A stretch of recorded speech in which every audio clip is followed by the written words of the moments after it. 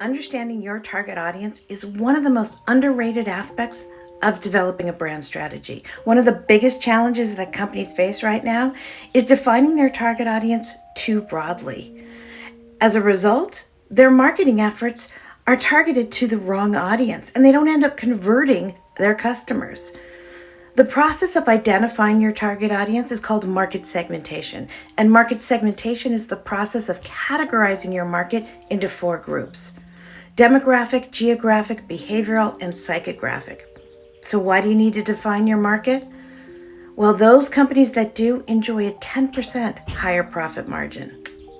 So here are 8 steps on how to segment your market. First, conduct research. Building a real-life profile of what's going on in your market is important. Second, profile your existing customers. Third, you want to analyze your competitors. You want to know what you're up against and the tactics that you need to take on. Next, identify your values offering, your product or services. What value do they offer?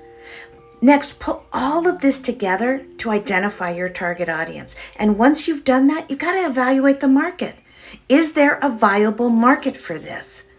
Then you want to develop your buyer persona. This is a fact-based representation of the person who's going to buy your product or service.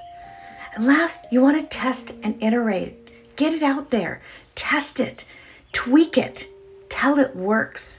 I'm Lisa Perry, a 20-year brand marketing executive, and I help companies when their sales start to fizzle using consumer trends and behaviors coupled with data analytics to innovate their approach to marketing. For a step-by-step guide on how to develop a brand strategy, including a market segmentation, check out my link for my book on Amazon.